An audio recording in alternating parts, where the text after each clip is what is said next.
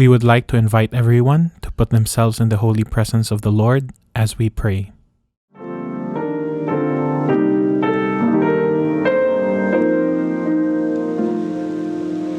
Heavenly Father, are you really there? And do you hear and answer every child's prayer? Some say that heaven is far away, but I feel it close around me as I pray.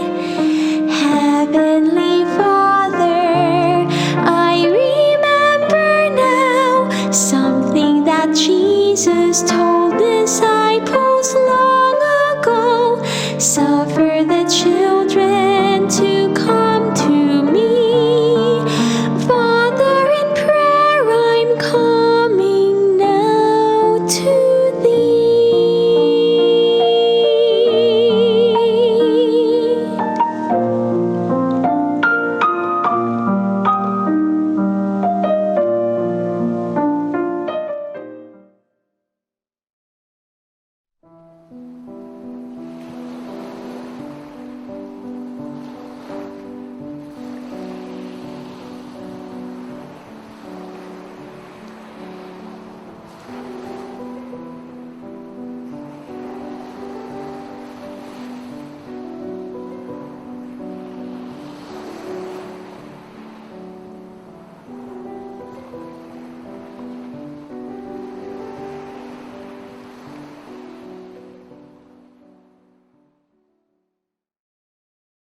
Good morning, everyone. My name is John Patrick Mapa, and I will be your moderator for the entire conference. Thank you for joining us today as we share the story of a brave little girl. If you have any questions regarding our topic, feel free to ask us in the comment section of this video.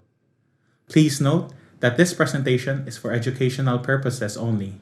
The images, graphics, audio, and video used belong to their respective owners, and we do not claim any right over them. The views, thoughts, and opinions expressed throughout this webinar belong solely to the speakers and not necessarily reflect that of the Cebu Institute of Medicine. This presentation includes dramatic reenactments of scenes based on true story and real-life events. All aboard now as we set sail and unfold the story of struggles, hope, and love. Palawod, ang Paglawig sa Kaugmaon.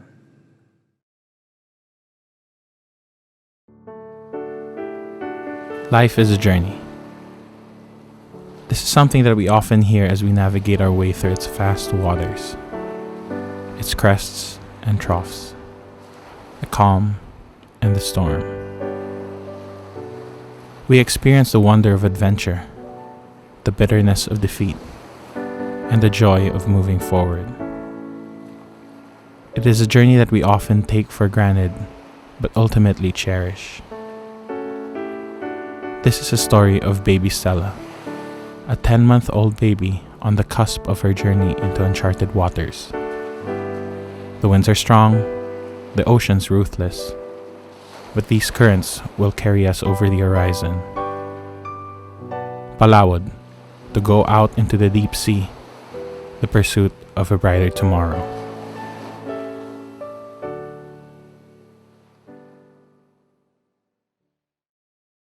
The story of baby Stella, not her real name, began when her mother Linda, not her real name, noticed that she wasn't having her monthly period. She then decided to have a checkup, where it was found that she was 3 months pregnant.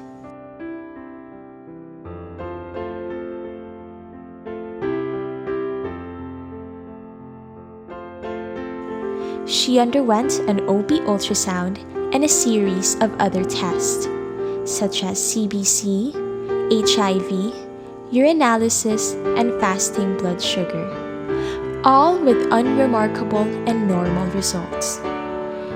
She was also prescribed with prenatal vitamins, which she took religiously. Throughout the pregnancy, the mother took regular prenatal checkups and did not have any maternal illnesses, and just proceeded to live her normal life working as a security guard. At 7 months into her pregnancy, excited to know her unborn child's gender, she decided to have an OB ultrasound. As she laid there in the examination table, full of anticipation, she noticed that the obstetrician was having difficulty locating the baby's face. Internally panicking, she asked what was wrong. The obstetrician asked if she has any family history of any oral deformities. The mother was unable to answer. The obstetrician then informed her of her baby's oral deformity. Full of worry, the mother was at loss of words. "Where did I go wrong?" said her thoughts. The obstetrician then reassured her that this oral deformity can be repaired surgically.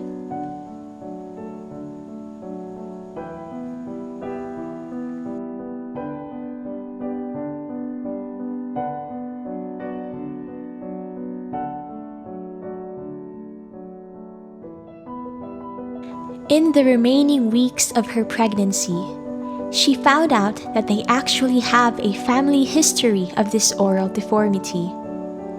Her worries of being a neglectful mother gradually dissipated as she awaited for baby Stella's arrival.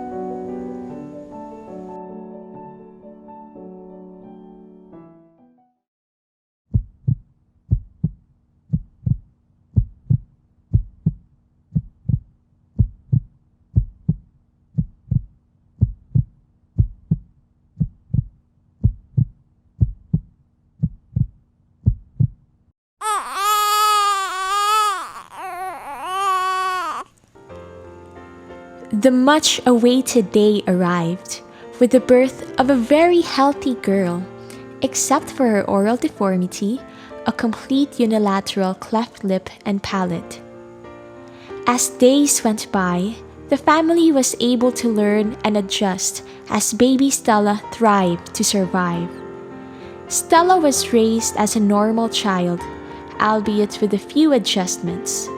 From birth until 7 months, her parents would use a dropper to feed her in order to avoid any aspiration or any feeding problems brought on by her oral deformity. Food and feeding techniques were adjusted, and the parents made sure she received the best care that they can provide. Just as waves run ashore and the vessels anchor upon a new destination, the family also received an opportunity to help them find their footing and not get swept away by the currents of despair. The family was approached by a doctor, and baby Stella was referred to an ENT specialist from a government hospital who performed her cleft lip repair last November 2020. The family was very happy to have been blessed with Stella. They considered her condition to be but a ripple in the sea of bliss. After her surgery, there were noticeable improvements in Stella's condition. Feeding was easier, and Stella was introduced to new food like diluted Cerelac. These were good signs, and the family was starting to prepare for Stella's second surgery as soon as she reaches 12 months of age. Everything seemed to be sailing smoothly for the family. The sun was shining, the winds gentle and cool, the waves calm and steadfast. However, this moment of tranquility did not last for long, for looming over the horizon was another storm yet to unfold.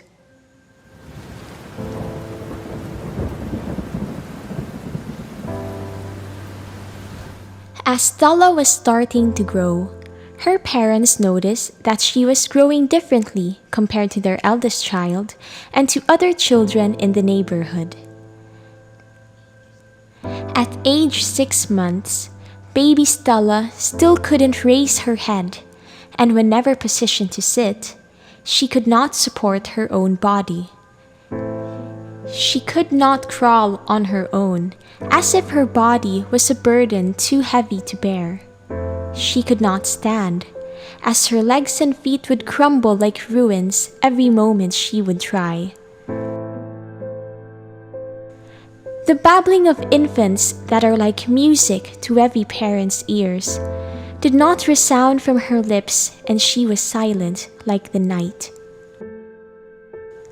When awake, she would usually just lie on her side and play with a toy, and more often, her hands would grasp aimlessly at the air, as if reaching for a future just beyond the fingertips.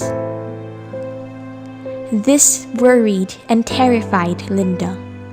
She was searching for something to blame, or perhaps someone.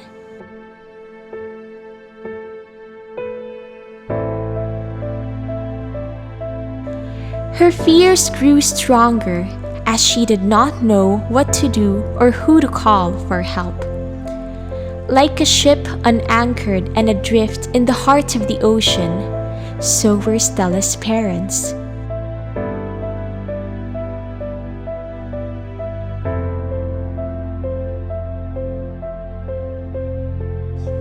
The questions piled one after another with no respite. With each passing moment, the tempest started taking its toll, but Linda remained resolute. As baby Stella's stewards, they knew that they had to fight to stay afloat.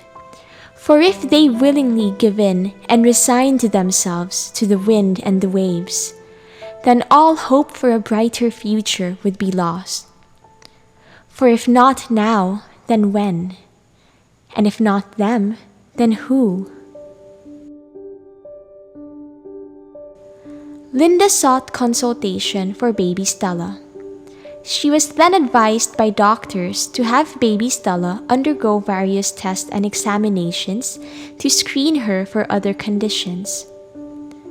However, their family could only do so much as financial constraints pinned them down.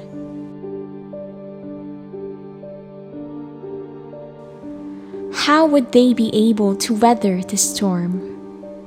How will they be able to keep moving forward?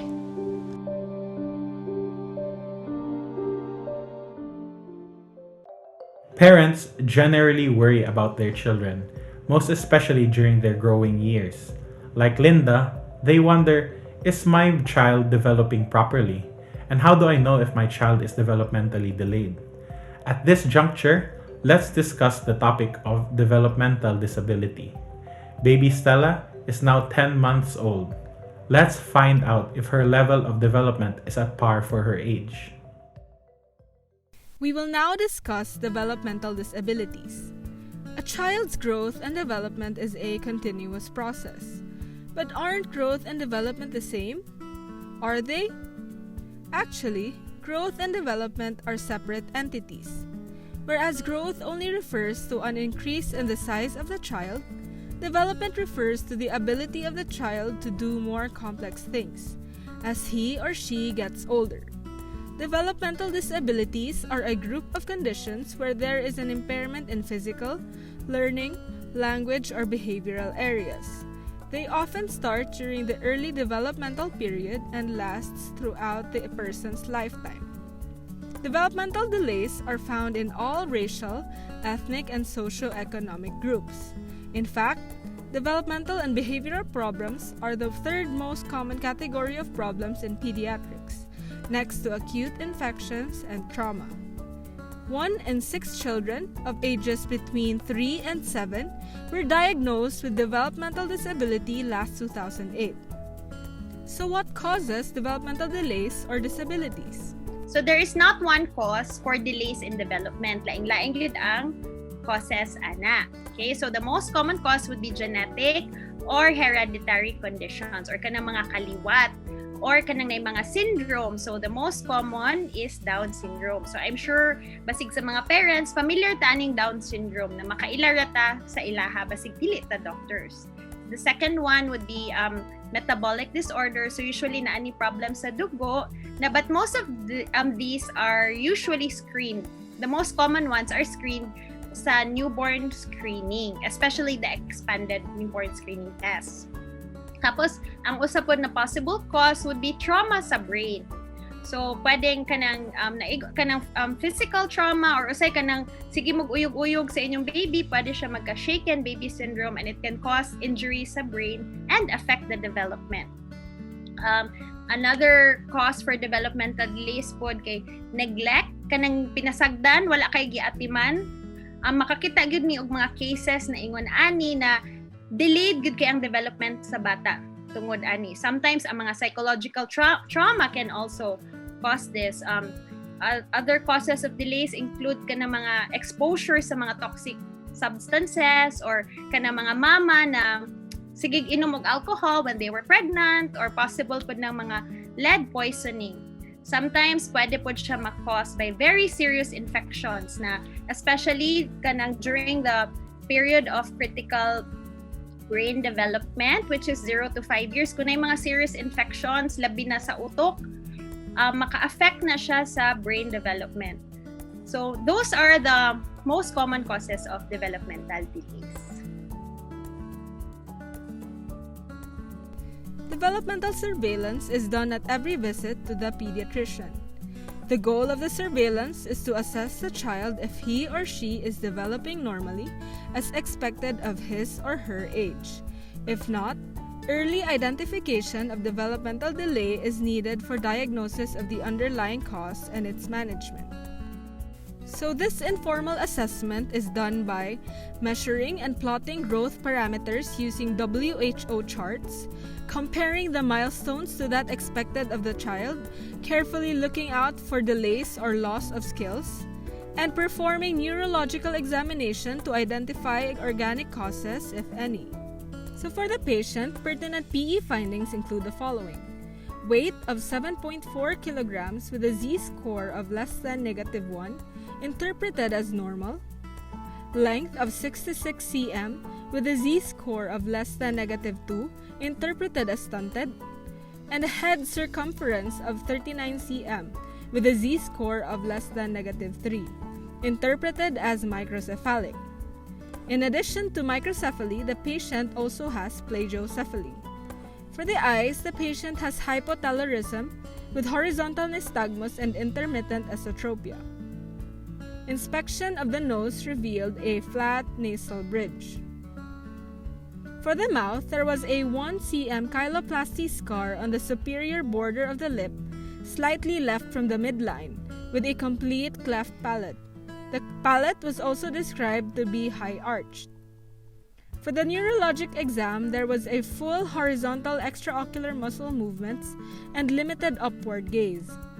The motor exam revealed hypotonia and muscle strength of 3 out of 5 on all extremities. Assessment of the deep tendon reflexes revealed hyporeflexia with a positive Bobinski sign.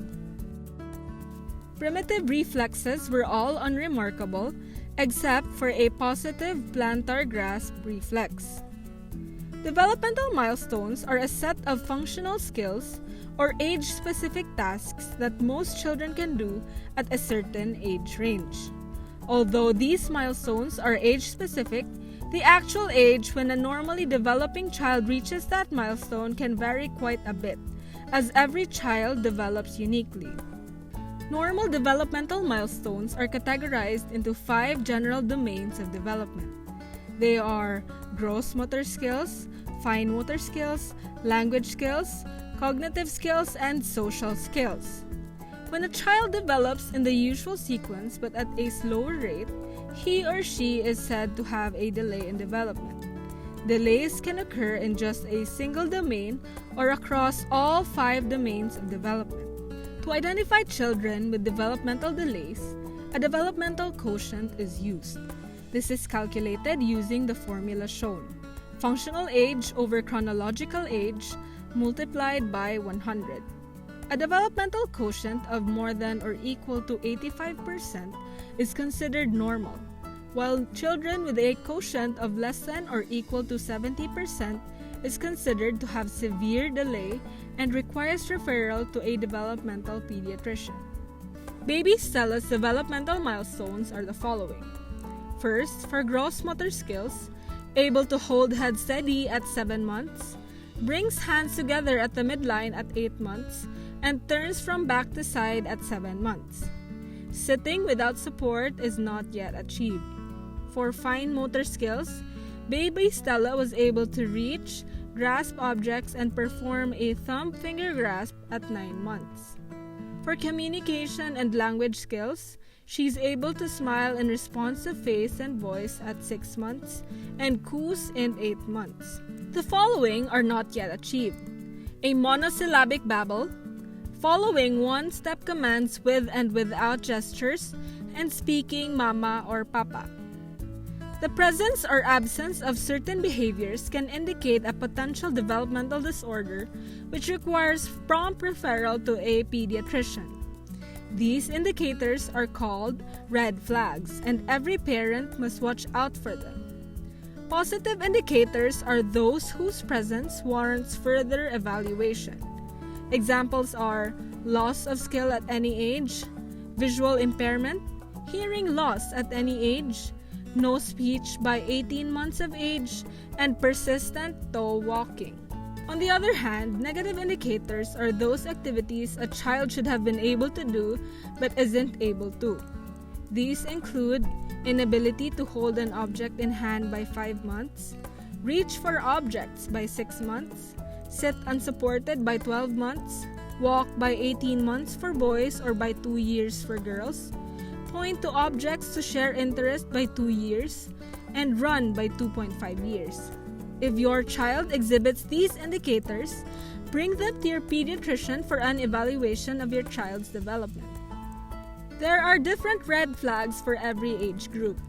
You can learn more by checking out our CIM CMSS CSC page by scanning the QR code shown on the screen.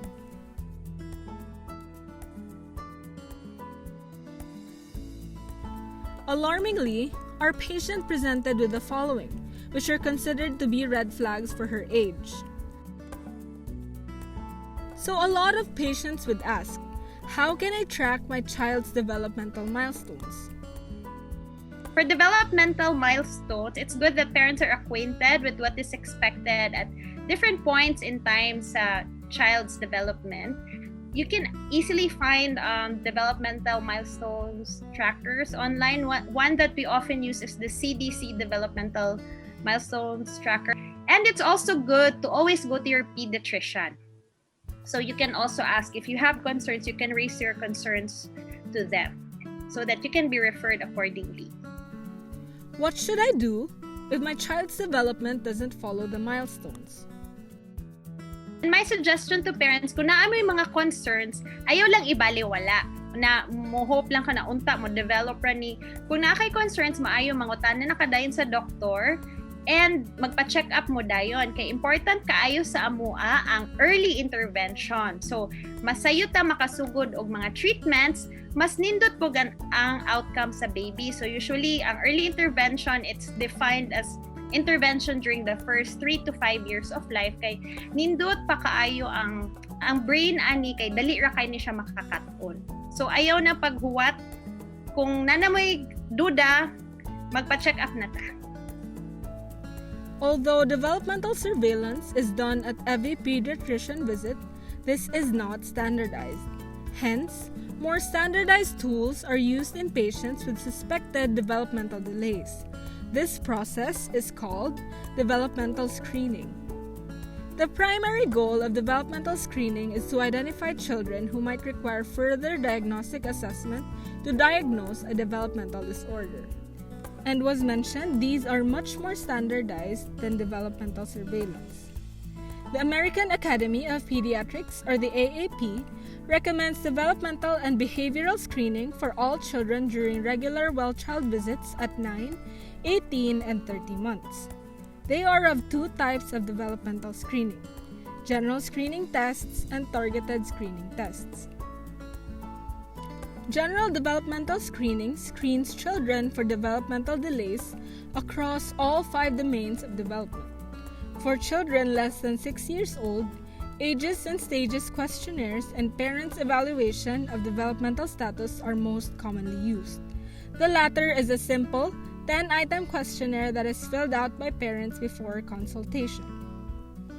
Targeted developmental screening is useful when a child exhibits delayed development in just one of the 5 developmental domains. Language screening correlates best with cognitive development in the early years. The table on your right shows a few key language milestones that are commonly assessed. Whenever there is a speech and/or language delay, a hearing deficit must be considered. Universal newborn hearing screening detects many of these children in the newborn period. Now that we've discussed the topics about development, we can recall that baby Stella was born with a cleft lip and palate. What is a cleft lip and palate? Could this be related to her developmental delay? Or are they independent conditions that happen to be present in baby Stella? What should parents know regarding this condition? Let's take a closer look. Orofacial clefts, such as cleft lip and palate, are the most common birth defect of the face.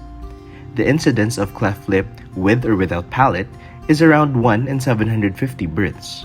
Meanwhile, cleft palate alone is approximately 1 in 2,500 births. Cleft lip are more common in males. However, there is a higher incidence of isolated cleft palates among females. So what are the causes of cleft lip and palate? Most cases occur randomly. However, both genetic and environmental factors may come into play. The following are the environmental factors. For genetic factors, there is no specific pattern of inheritance for cleft lip and palate. However, having an affected relative such as a parent or sibling may increase the risk. Our patient actually had relatives for both maternal and paternal side with both cleft lip and palate. She did not have familial diseases involving neurodevelopmental disorders. Orocranial clefts can be classified as to its extent, laterality, and whether it is part of a syndrome or not. Laterality is classified as bilateral or unilateral. For extent, cleft lip are classified with the Inuzuka classification. Cleft palate is classified under the Vo classification. The classification for our patient cleft is complete midline cleft lip and palate. Baby Stella was born with a complete midline cleft lip and palate. Months later, she was also noted to have developmental delay. So, do all babies born with cleft lip and palate eventually have developmental delay? No. But if children do present with developmental delay, congenital anomalies and associated syndromes should be considered. More than 300 syndromes are associated with orofacial clefting. Those associated with a specific syndrome is between 5 and 7%. A cleft palate alone is more likely to be associated with a malformation syndrome up to 50% of the cases, as compared to a cleft lip or cleft palate and lip. Midline clefts also have higher risk for chromosomal anomalies. Syndromic clefting refers to the cleft lip and palate associated with specific congenital malformation patterns affecting the skeletal, the cardiac, and the central nervous system, amongst other organ systems. Hence, a careful and thorough examination of the child is required to identify these patterns. Examples of syndromes related to a cleft lip and palate are Van-der-Wood syndrome, vilocardiofacial syndrome, Patau syndrome, Edwards syndrome, and Down syndrome. Other associated congenital anomalies may be present in patients with cleft palate. This may or may not be associated with the syndrome. Concurrent congenital anomalies are present in up to 21% of patients overall. Incidence is highest among patients with both cleft lip and palate at 28%.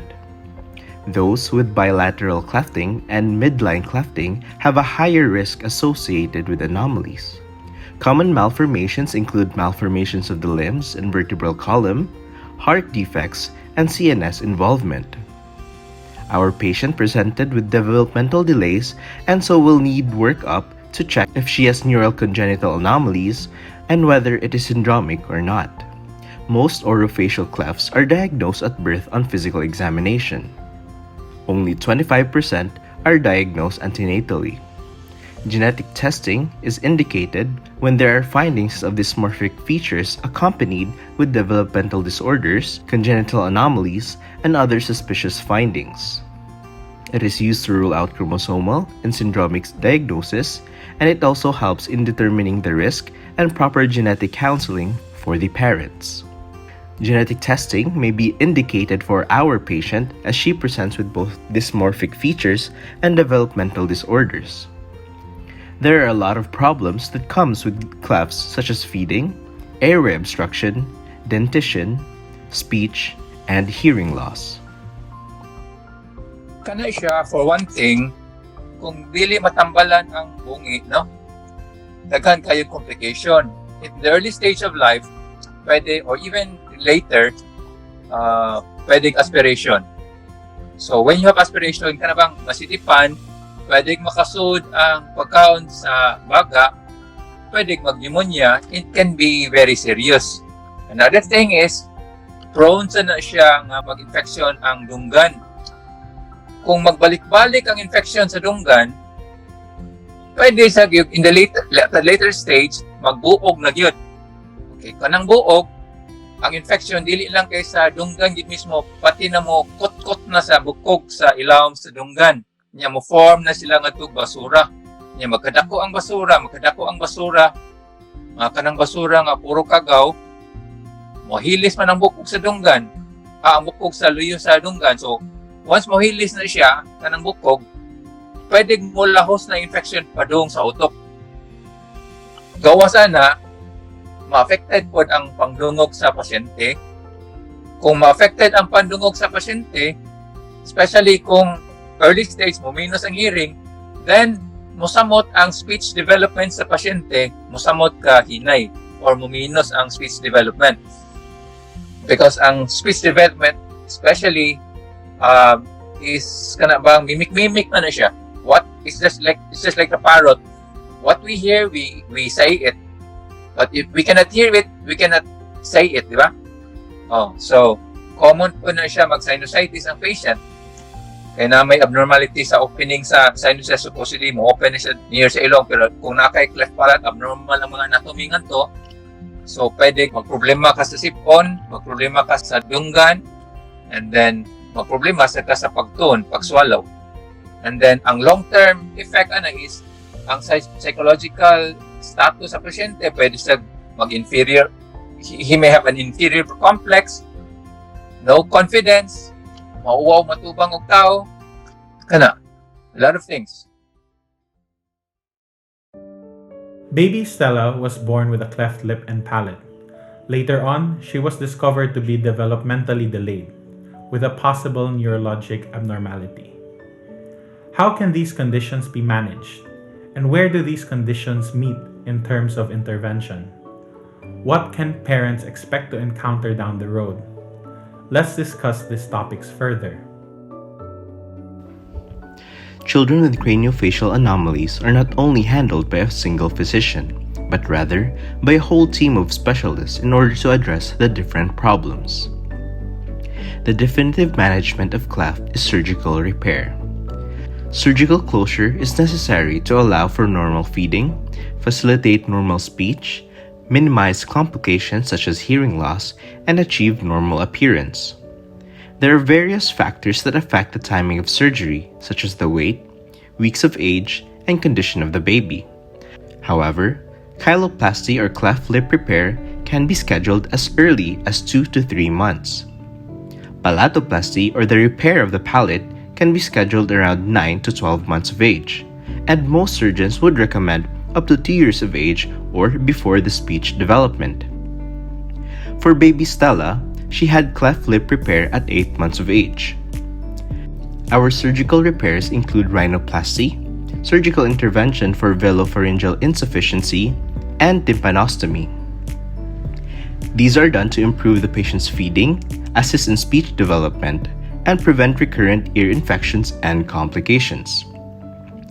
Dental and orthodontic care is also part of the holistic care of the patient, and a dental home is recommended within 6 months of eruption of the first tooth and no later than 1 year of age. Though surgery is the most definitive cure for this condition, most parents will worry more about the patient's feeding. Feeding may be challenging, especially for those with a cleft palate. Mothers would usually ask if breastfeeding is possible for babies with cleft lip or palate, and the answer is yes. Breast milk still provides the best nutrition for your baby. However, you may need to do modified breastfeeding positions to help your baby's feeding. And if feeding is inadequate, this must be supplemented by bottle feeding with formula milk or expressed breast milk. Breastfeeding babies with a unilateral cleft may be done with a modified football or straddle position. This decreases the width of the cleft by supporting the baby's cheeks, which simultaneously increase the closure around the nipples. In all feeding position, the baby must be kept in an upright position. Breastfeeding would be more difficult for babies with bilateral cleft of the lip.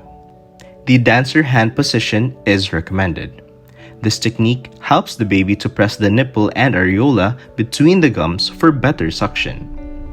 In conditions where breastfeeding is not adequate, one can always switch on to specially designed bottles as nutrition cannot be compromised. Special bottles such as the Need-Johnson's bottle, squeezable bottle, and special needs feeder are available to allow ease in feeding, especially in babies with cleft palate. If special bottles are unavailable, you may create a crosscut on a regular bottle to allow for better flow. Early intervention during babbling phase is recommended to counteract adverse speech development. Indications for early intervention include infants with cleft palate. Deficiencies detected on prelinguistic speech-language assessment around 6 months of age. Secondary speech surgery may be required to treat persistent velopharyngeal incompetence. Developmental disability management. So before we'll start, we should ask, is there a cure for developmental disabilities? It also depends on the cause of the developmental disorder. So sometimes sometimes patients have delays temporarily because of an illness, and then naayo na ang bata, and then usay makaapas ra ang child sa iyang milestones. But most of the patients that we see, they tend to really have a chronic course, and wala gid ni siya magic cause it magic treatment. It really depends. Kay example, it's caused by a metabolic disorder, and then kung katong metabolic disorder na ara kay mahatag na tambal, and then the brain can develop normally, so ma-okay ra ang child. So depende sa cause. To maximize the brain's neuroplasticity, getting access to intervention as early as possible will give a child the best chance of learning, regardless of the condition or diagnosis. But once a child is diagnosed with developmental disorder, what should be the next steps? The CIM-CMSS Paknaan has provided a medical home initiative for baby Stella, wherein a team consisting of a primary care physician, resident doctors, specialists, and other allied health professionals work together to provide a more comprehensive, patient, and family-centered approach of the management. The following are members of the team of the patient's medical home. A developmental and behavioral specialist specializes in the diagnosis, treatment, and management of children, adolescents, and their families with developmental and behavioral conditions. Baby Stella was assessed by a developmental and behavioral pediatrician, and initial assessment showed that the patient has global developmental delay. However, further workup and follow-ups are necessary to identify the underlying cause and prognosis. A CT scan was done last January 25, 2021. Results were unremarkable. A rehabilitation physician assists in maximizing the patient's functional capabilities and facilitate physiologic adaptation to a patient's disability. They also work along with occupational, physical, and speech therapists in providing the needed intervention and care to the patient. Our patient was assessed by a specialist in rehabilitative medicine along with a team of occupational therapists. They formulated treatment plans divided into weekly therapy sessions that would help improve the child's developmental domains. So how can parents be active in helping their children get proper treatment during this pandemic? So during this time of pandemic, challenging yun kaayo sa parents o sa therapists. Kung unsaon, 'di ba, how can the child get treatment? Moadto ba ko sa therapy center or paarion ako sa balay? So daghan pod og safety issue. So right now, some do go to the therapy centers gihapon, they practice protocols. Ang uban magpa home visits. But for those who are syempre 'di ba worry mahadlok sad ta na unsa man, like is it safe? Ang common karon is online therapy. So the therapists have also adapted ways to help families to do therapy online. Sometimes pod kung lisod gyud kay ang bata kay usay nami mga pasyente na di gyud mo tan-aw sa screen, dili gyud mo sit down. So what we emphasize during this time of the pandemic is really parent education. Sila mo'y tudluan unsay buhaton sa ilang child, and we've noticed na mas nahimo hinog involved ang mga parents karon kay kabalo man gyud sila unsay nahitabo, unsay buhaton sa therapy sessions. Kay sa una, they would just bring the patient to the therapy center, then kwaon nila, then mana karon mas ma-involved na hinuon ang mga parents. And then ang nindot na since they already know what they're supposed to do, they can follow through even on days na walay therapy. So there is still hope. We can still continue interventions during this time.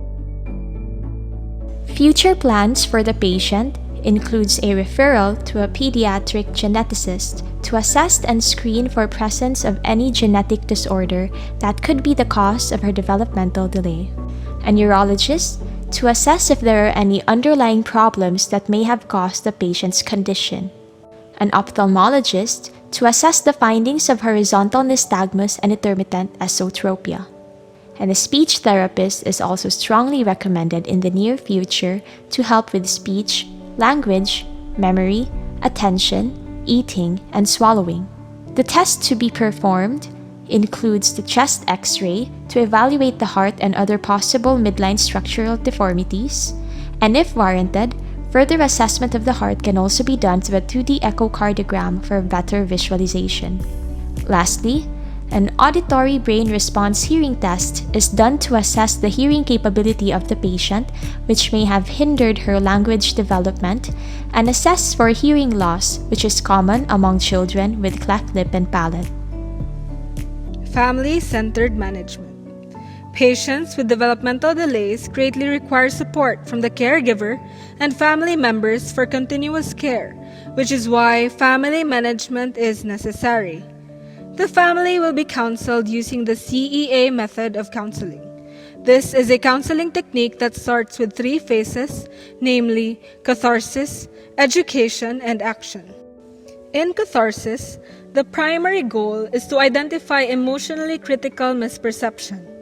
These are psychological concerns that result from the wrong perception of reality and those that hinder appropriate behavior. To do this, these are the following steps.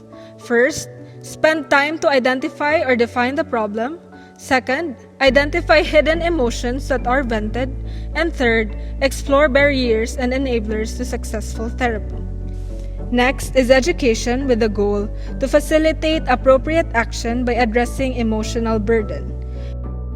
This is done using the following steps.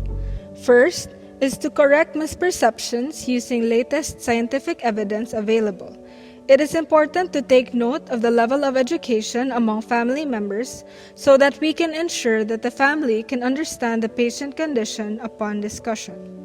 Next, education of the family on the underlying cause of the problem and benefits of therapy. Speaking should be through their preferred language to ensure effective communication. Lastly, Action with the goal of implementation of appropriate behavioral changes by proposing an action plan to facilitate the changes. Children with clefts are often concerned of their appearance and speech. This can be an emotional experience for them and can lead to poor confidence and social skills. Thus, psychosocial support from experts and from the family is an important factor in the rehabilitation of a child with a facial cleft. Caregivers must also be assessed for their parental competencies. The support could empower them to fulfill their duties and responsibilities in overlooking the child's health and well-being and nurture the parent-child relationship. Social skills training could be offered also to cope up with the stress.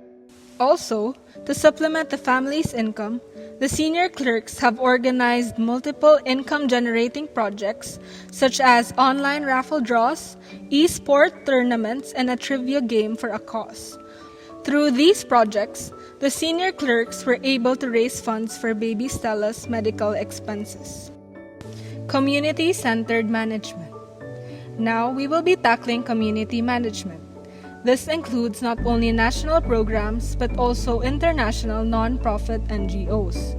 DSWD is a comprehensive program for persons with disabilities that aims to promote services to all types of PWDs 0 to 59 years of age and are members of the self-help groups of PWDs. It focuses on areas of disability prevention, rehabilitation, and equalization of opportunities. Index patient is considered disabled due to the presence of cleft lip and palate and developmental delay, thus eligible for PWD. PWD patients also have benefits which includes 20% discount and value-added tax exemption on accommodation, recreational, medical, and transport services, and 5% discount on basic necessities and prime commodity. The PCSO Individual Medical Assistance Program provides financial assistance for the following services. Non-profit international organizations such as Operation Smile and Smile Train provides free surgical correction of cleft lip and palate as well as dental services. Given the pandemic, some of their operation programs have been postponed. However, these organizations continue to support their cause by empowering healthcare professionals and strengthening their advocacy in the midst of COVID-19. These are some other government, private, and non-governmental organizations in the Philippines for the welfare of PWDs. The AMCHA is a Cebu-based, private-run organization that specializes in capacity building of PWDs by employing them in the manufacturing of school chairs for the Department of Education, Culture, and Sports. As Stella's story continues, there will always be challenges to face and obstacles to surmount. Being future physicians, we are taught to always treat our patients holistically. Health encompasses various aspects of life.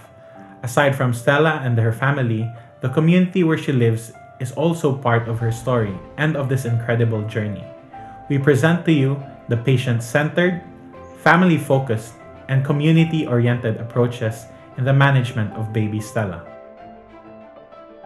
The PFC matrix is an approach to get to know our patient in a holistic manner. It is divided into 3 parts: patient-centered, family-focused, and community-oriented. Each approach is divided into 4 components, which include data gathering, analysis, assessment, and management for each approach as shown in the table. First, we'll discuss the patient-centered approach. For data gathering, biomedical history and physical findings showed that our patient is a 10-month-old female born with midline cleft lip and palate. Developmental milestones are not at par with age. She was also diagnosed with pneumonia last December 2020. Health condition improved and was subsequently discharged. Analysis revealed that there were unconventional methods of feeding due to the cleft lip and palate, and no significant milestones observed until 6 to 8 months of age. The patient is diagnosed with global developmental delay with midline cleft lip and palate secondary to CNS malformation to consider holoprosencephaly status post chyloplasty via Millard's technique. Here is a quick overview of the management for both oral cleft and developmental delay. Chyloplasty was done last November 2020 to repair cleft lip.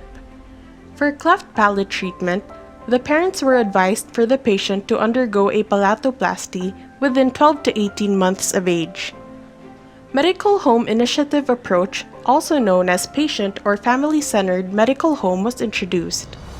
This provides comprehensive primary care that facilitates partnerships between patients, clinicians, medical staff, and families. In this case, the CIM-CMSS Paknaan team will be the patient's medical home. The team consists of health professionals who work together to provide a new expanded type of care to patients.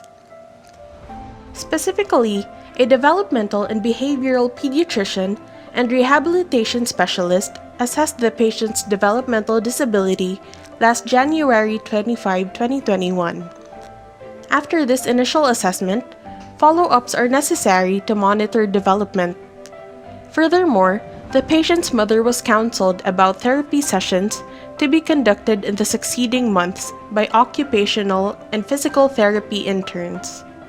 The sessions were divided into weekly treatment plans via telemedicine in CIM-CMSS. The tests to be performed are the following: X-ray, 2D echocardiography with Doppler, and auditory brain response hearing test. More referrals for the patient include pediatric geneticist, neurologist, ophthalmologist, and speech therapist for further assessment. To proceed, we have a family-focused approach. For data gathering, patient lives with her parents at home, and her parents are both the primary caregivers. Both parents provide to sustain the needs of the family. The patient's father is the breadwinner of the family, while the mother is also a financial provider, and together they support the needs of the patient and his older brother. These were the family tools used. First is the family genogram. Apart from the index patient, both sides of the family had a history of cleft lip and palate. On the paternal side was his deceased uncle, while the affected relative on the maternal side is not shown here. There was no history of neurodevelopmental disorders. The family life cycle. The family is in the third stage, or the family with young children. For the analysis, these were the family tools utilized. First, we have a family map. This shows that the family has a functional relationship with each other.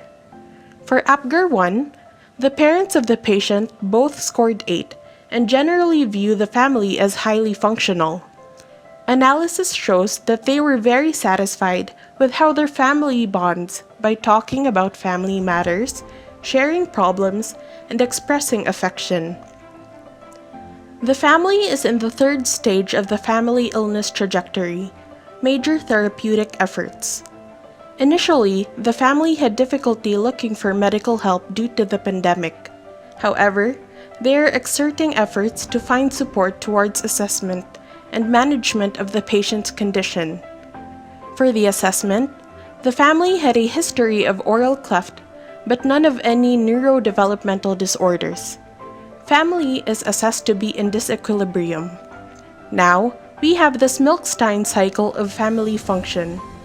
The family was once in functional equilibrium, but due to the patient's medical condition, coupled with insufficient funds for her medical needs, this brought the family into disequilibrium. For the family-focused management, the family will be counseled by the senior clerks together with the participation of a primary care physician using the catharsis, education, action, or CEA method of counseling. And to temporarily supplement the family's income and cover their expenses, the senior clerks have organized multiple income-generating projects such as online raffle draws, e-sports tournaments, and a trivia game for a cause. Through these projects, the senior clerks were able to raise funds needed. Lastly, we have a community-oriented approach. which utilizes the social determinants of health and health systems to understand how external factors support or hinder provision of care. We have here the SCREAM analysis.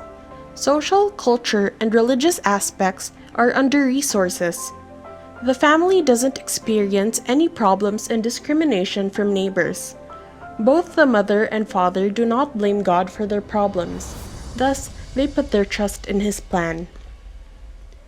The education aspect was a resource, while the economic aspect was both a resource and a pathology to the family.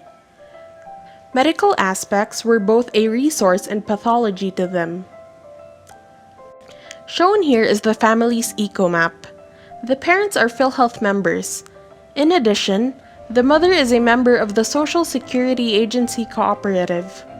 During the patient's hospitalization last December 2020, DSWD provided financial assistance for their hospital expenses. Last year, the family experienced flooding in the area, and the city government, through their barangay, provided aid. They were also able to avail services from CIM-CMSS Paknaan. Analysis showed that there are challenges in accessibility of health services and programs, as well as the presence of environmental barriers within the community. For the assessment, there is access to teletherapy amidst the COVID-19 pandemic. They also lack awareness of government services, as well as the benefits and services from support groups for PWDs. Now, we will tackle the community management. The initial step is to disseminate information regarding the availability of teletherapy. Next is to educate on the privileges given to the PWDs through different policies and DOH programs. And lastly, linkage of the patient to support groups for PWDs. This is the summary of the PFC matrix. This matrix aids the family physician to manage the patient holistically by 3 ways. First is to identify the patient's needs. Second is to enable a family support system. And lastly, to help the family course through various community resources. In this manner, optimal health of the patient, better family dynamics, and a more accommodating community and health system are all achieved.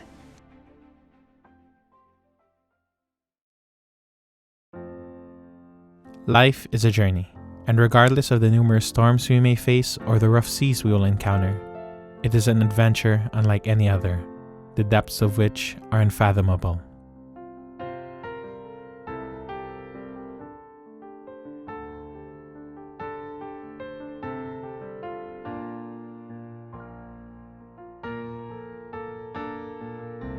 Palawod in Cebuano means to journey into the wide open sea, a sea of opportunities and endless possibilities that await beyond the horizon.